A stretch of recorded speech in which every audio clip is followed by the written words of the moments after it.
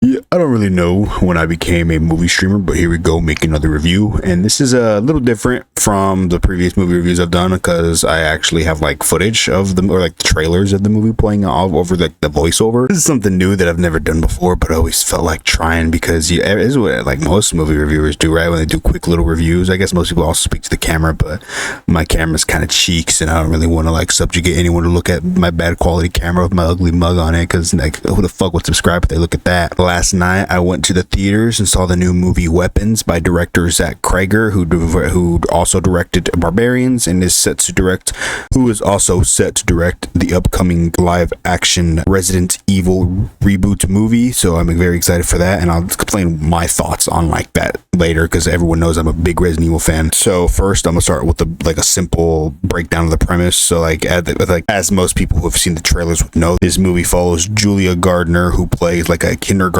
teacher, and one night all of her kids in her classroom disappeared except for one, and this throws the whole town into a frenzy because no one knows what the fuck is going on. Everyone's blaming the teacher, or the parents are blaming the teacher. The parent, like, it's just like comes into a whole mess, and like they just like all leave at 2:17 and no one knows what happens to them. And that's pretty much all the trailers give us about this movie, which I think works to its benefit and also its detriment, and I'll explain now because the trailers for this movie made it seem like this would be the scariest movie I've ever seen in my life. Like, I don't know if anyone who's seen those trailers, but they are absolutely terrifying. Like, genuinely scary footage, genuinely unsettling and unnerving, and it gave me the impression I was about to watch the scariest movie I've ever seen in my life. But right off the bat, if you guys are thinking this is a horror movie and you were wanting to get scared, don't watch this movie with that expectation in mind, because this movie is more of a comedy than horror. It has there's like a few scenes in the movie that are very like tense and unnerving and scary, but other than that, not really. Before we get into spoilers, I'll give us kind of like a non-spoiler like breakdown, because I don't know, I usually like spoilers more. I usually just go straight into spoilers, but just in case somebody like wants to watch it and just wants to know my general thoughts, but I don't know who would really care about my general thoughts. But anyways, I really enjoyed the film. I thought it was really good. I like all the characters except for one, because this movie, for those who don't know, is broken up in different segments and we follow a different character each segment, and each segment also reveals more and more about the story and what's going on, and it just like drip feeds you, keeps you guessing, and helps you put together all the pieces at the same time as everyone else is learning them. Apart from that, I really wasn't expecting the villain to be the kind of villain it was in this movie. That kind of threw me for a loop, but I didn't hate it. I actually kind of liked the movie more because of it, because it completely threw me out of the water. Like, the whole movie I was guessing what the hell was going on, but there's one segment that pretty much gives it away. I think it plays the time a little too early, but you know exactly what kind of movie this is after this segment, and I was like, okay, all right. Now this is what we're doing. Okay, this makes sense. But I enjoyed all the segments except for one. I'll explain that in the spoiler section. Well, I guess I'll give his name away. I didn't like the cop segment, Paul. I really thought it was pointless, and I'll explain why in the later segment. But other than that, I really enjoyed this movie. I thought the beginning was a little slow, but I think as the movie goes on, I enjoyed it more and more, and was liking it a lot more and more. And by the end, I was completely hooked. I completely loved it. This movie is not for everyone, though. If you like, there are long stretches in this movie where there is like no dialogue, and I mean like it's like dead silent. I like squirmed in my chair, and you could hear every fucking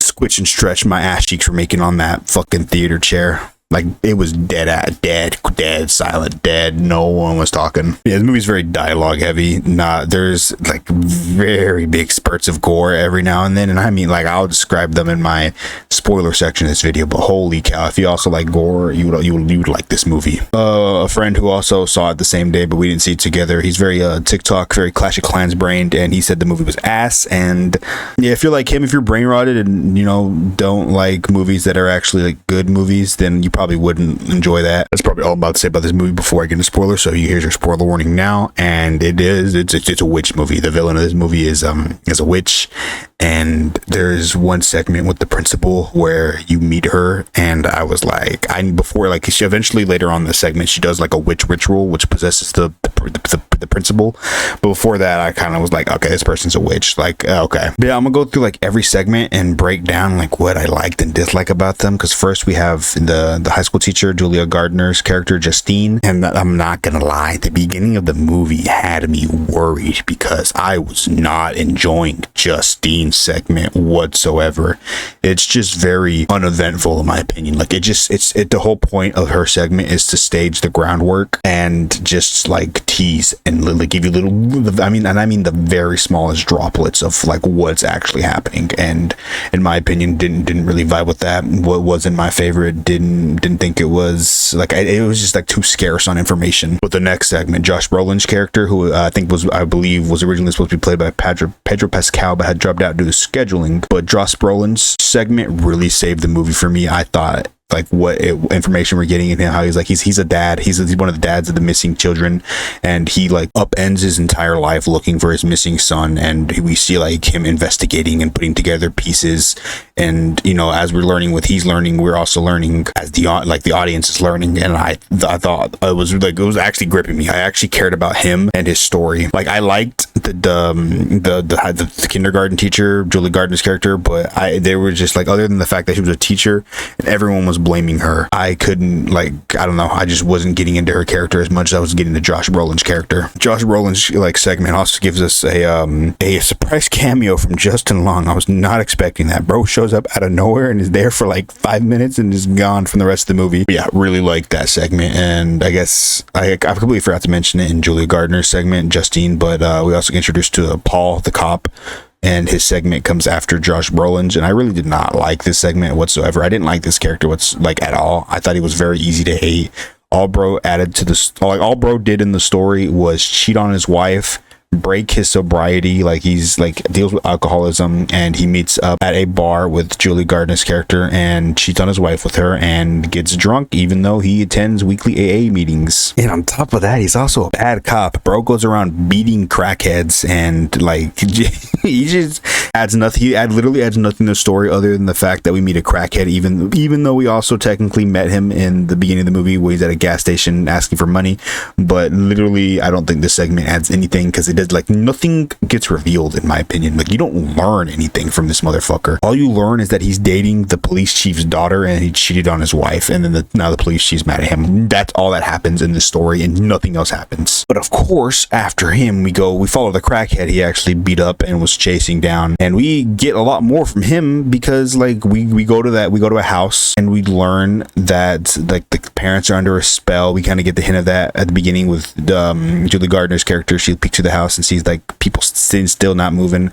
But in James's segment, the crackhead, he's in there, he's stealing it because he needs money. He needs money for drugs, and he noticed the parents aren't moving. And then he goes down in the basement and he actually finds the missing kids. They're at the one boy who didn't go missing. They're at his house, and that was a cool little jump scare when the kids like turn on him, and then everyone in the house starts chasing him out of the door. I thought that was pretty tense and terrifying in my opinion. But then he goes to meet the cop. He accidentally needles the cop in the eyeball because the cop's chasing him, and he leads Paul back to the house, and Paul gets possessed and the crackhead gets possessed. So then we move on to principal of the kindergarten, who gets he gets a visit from Aunt Gladys, who is the witch of the movie, and she like puts a spell on him. He kills his husband. Then she tells him to attack Julia Gardner's character, so he starts running across like the entire fucking world. Like there's literally a montage of him running, and he like tries to choke her out, because at the end of Josh Brolin's segment, we see him like running at Julia Gardner and then tackle her, and then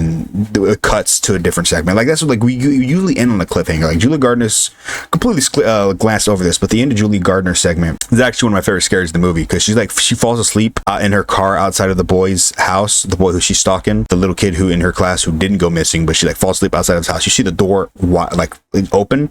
It pauses for like a few seconds, and then all of a sudden a woman runs out holding scissors, and she like runs up to the car, stares at the car, and the whole time the camera is just focused on Julie Gardner's face, like out the window. And then the mom gets in the car and is just like silent for a while. Like you hear her step in and she just cuts hair off, and then boom, scene cuts to Josh Brolin. But back to like the crackhead, he gets possessed. They all get possessed, and then I was on the principal. The principal gets possessed, kills his husband, goes to attack Julia Gardner, gets stopped by Josh Brolin, and then Julia Gardner gets away and he gets run over, and his head, like this is one of like the gory, like his head absolutely gets like pulverized. Like his has two gory scenes. When he kills his husband, he like headbutts his head and you hear it squishing off screen, and then it gives you the money shot of like his his husband's caved in face, and it's disgusting. I love it.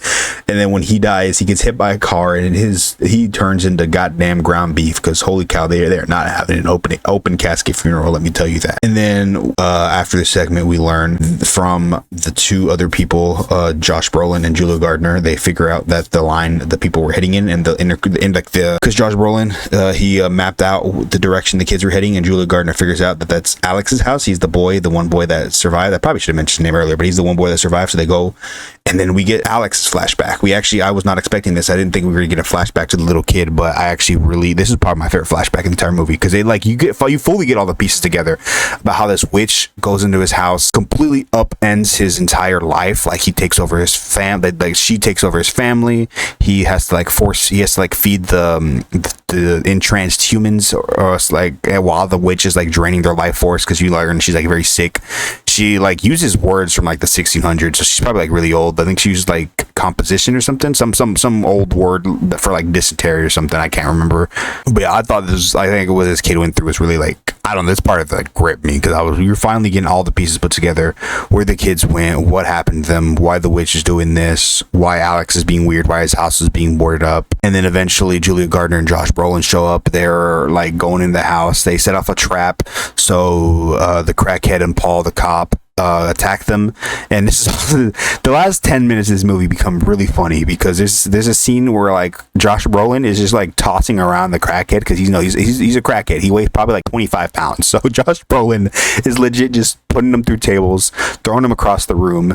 It's really hilarious. And then Justine eventually gets the gun from Paul, shoots the crackhead, and then Josh Brolin goes downstairs, gets possessed by the witch, and at the same time Alex upstairs is getting attacked by his parents, but takes the witch's possession tools, and as like everyone's about to die, he breaks. He tells the children in the basement to attack and kill the witch, and it's really funny because she like tells something's wrong, and she's like, oh shit, and she runs out the door. And this had my entire theater, including me, like I was hearty bell, like I like full hearty laughing. Like I was laughing my fucking ass off, bro. It was the funniest thing. It's like this witch, this old lady running through people's yards as an army of children are chasing her.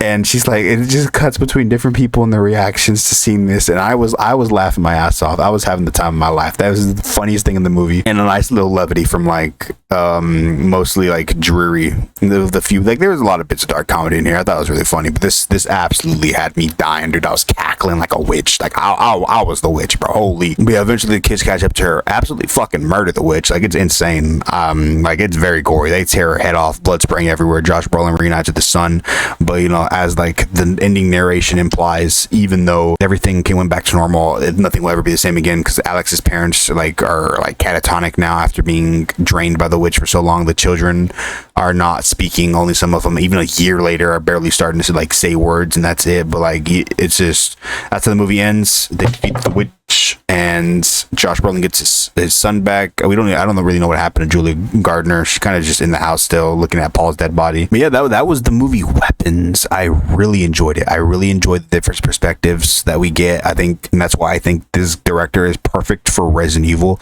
because I think he's masterful at telling stories from different perspectives that all lead to one big conclusion.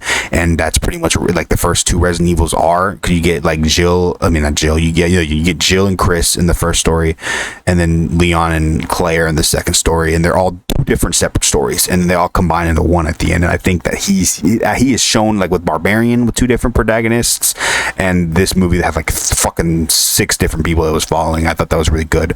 But yeah, putting it in the patent pending slice scale, probably give it 8 out of 10. Really enjoyed it.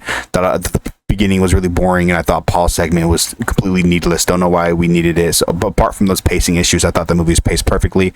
I can't even begin to tell you about themes of this movie. I am not certified to tell you about themes, other than the fact that, you know, the witch was like a parasite. They mentioned parasites a lot in this movie. For a while, I thought it was going to be like Last of Us, because they mentioned the cordyceps from Last of Us. I thought this was going to be like some fucking evil parasite was attached to them and doing something to them, which the witch kind of like metaphorically was a parasite. So yeah, it kind of does tie back into that. But yeah, If you guys really want to check this movie out, strongly recommend it. It might be what my favorite horror movie I've seen this year. It's really, really good. I haven't seen Together though. Heard Together is really good, so I can't say anything about that. But I strong recommend. This movie was really good. And again, it's not everyone's gonna love this movie, but if you like enjoy slow burns that slowly drip you the mist, like it's like I wouldn't even classify as a horror mainly. It's like a comedy mystery thriller with horror elements, and yeah, I strongly recommend. Love this movie. So yeah, thank you guys for watching. Leave a like, subscribe, all that stuff that YouTubers say.